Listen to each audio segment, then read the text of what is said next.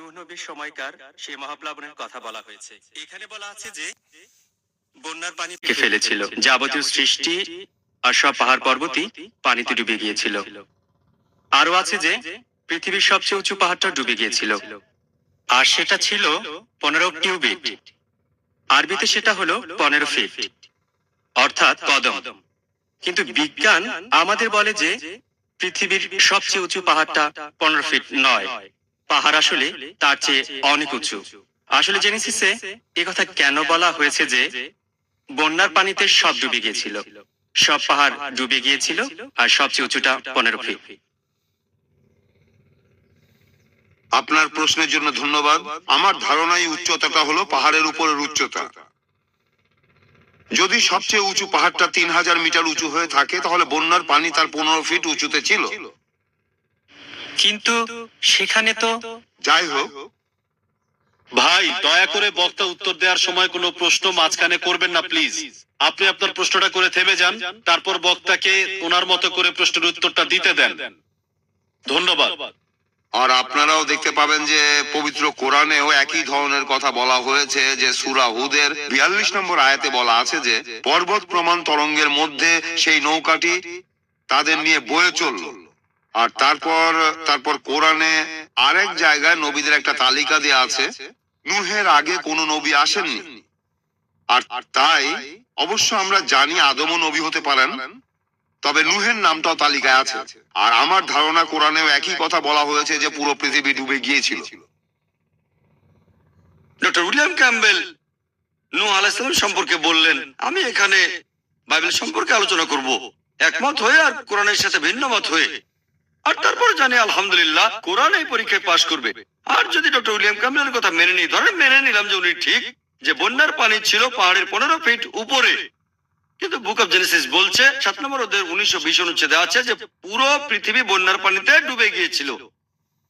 আর এরপরে প্রত্নতাত্ত্বিক নিদর্শনগুলো থেকে জানতে পারি নূহ আলাইহিস সালামের সময়টাকে বিজ্ঞানীরা হিসেব করে বের করেছেন। এই সময়টা খ্রিস্টপূর্ব 22 শতক থেকে 21 শতকের মধ্যে। আজকের প্রত্নতাত্ত্বিক নিদর্শনগুলো থেকে জানতে পারি যে ব্যাবিলনের 3য় রাজবংশের সম্রাটরা আর মিশরের একাদশ রাজবংশের ফারাওরা খ্রিস্টপূর্ব 22 শতক আর 21 শতক রাজত্ব করেছে, আর সেখানে কোনো বন্যা হয়নি, মহাপ্লাবন হয়নি। আজকের প্রত্নতাত্ত্বিক নিদর্শন বলে যে এটা অসম্ভব। খ্রিস্টপূর্ব 22 শতক থেকে 21 শতকের মহাপ্লাবনে পুরো পৃথিবী ডুবে গিয়েছিল। কোরআন এখানে কি বলছে? কোরআন কি বলছে? 1 নম্বর পয়েন্ট, কোরআনে কোনো সময়ের উল্লেখ নেই। এটা কি খ্রিস্টপূর্ব 21 শতক নাকি 50 শতক, এমন কোনো উল্লেখ নেই। 2 নম্বর পয়েন্ট, কোরআনে কোথাও বলা হয়নি যে পৃথিবী পানিতে ডুবে গিয়েছিল। এখানে বলা হয়েছে নূহ আলাইহিস সালাম আর তার কওমের লোকজনের কথা, তার গোত্রের কথা। হতে পারে অল্প কিছু লোকজন অথবা অনেকগুলো লোকজন। প্রত্নতাত্ত্বিক নিদর্শন আমাদের বলে, আর প্রত্নতাত্ত্বিকরাও বলেন যে তাদের কোনো আপত্তি নেই, এটা হতে পারে যে পৃথিবী কিছু অংশ পানিতে ডুবে গিয়েছিল, কিন্তু পুরো পৃথিবী এটা সম্ভব। তাই আলহামদুলিল্লাহ কোরআনের কথার সাথে প্রত্নতাত্ত্বিক নিদর্শনের যথেষ্ট মিল রয়েছে, কিন্তু বাইবেলের নেই। এছাড়াও বাইবেলে আছে জেনেসিসের 6 নম্বর অধ্যায় 15 ও 16 নম্বর অনুচ্ছেদে, এখানে সৃষ্টিকর্তা নূহ আলাইহিস সালামকে বলেছেন তুমি একটা নৌকা বানাও। নৌকার মাপটাও দেওয়া আছে, 300 কিউবিট লম্বা, 50 কিউবিট চওড়া আর 30 কিউবিট উঁচু। 1 কিউবিট মানে 1.5 ফুট। ভাই এটা ভুল বলেছিলেন, এটা হলো 1.5 ফুট। আর নতুন ইন্টারন্যাশনাল ভার্সনে 450 ফুট লম্বা, 75 ফিট চওড়া আর আনুমানিক 45 ফিট উঁচু। উচ্চতা হলো 30 কিউবিট।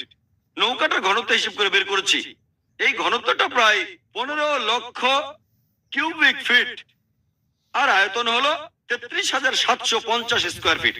আর বাইবেল বলছে নৌকায় 3 তলা ছিল, 1 তলা 2 তলা 3 তলা, তাহলে 3 দিয়ে গুণ করলে পাবেন 1,01,250 স্কোয়ার ফিট। এটা হলো আয়তন। চিন্তা করেন পৃথিবীর প্রত্যেকটা প্রাণীর এক জোড়া করে সেই নৌকায় উঠেছিল, যেটার আয়তন 1,01,250 স্কোয়ার ফিট। চিন্তা করেন এটা কি সম্ভব? পৃথিবীতে লক্ষ লক্ষ প্রাণী আছে।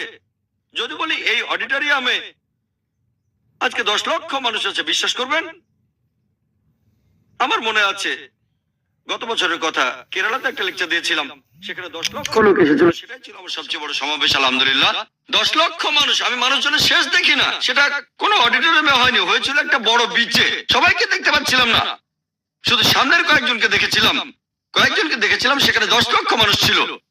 আপনারা ভিডিও ক্যাসেট দেখলে বুঝবেন 10 লক্ষ আসলে কত বিশাল। যেমন আরাফাতের ময়দানে হজের সময় 25 লক্ষ লোক একত্রিত হয়, কিন্তু 1,01,250 স্কোয়ার ফিটের মধ্যে অথবা 15 লক্ষ কিউবিক ফিটের মধ্যে এটা কোনোভাবেই সম্ভব না। আর এভাবে সবাই 40 দিন সেখানে ছিল, খাচ্ছে, প্রকৃতিটাকে সাড়া দিচ্ছে। যদি বলি এখানে 10 লক্ষ মানুষ আছে, বিশ্বাস করবেন? তাই নিরপেক্ষভাবে বলতে গেলে বাইবেলের মধ্যে বেশ কিছু বৈজ্ঞানিক ভুল আছে।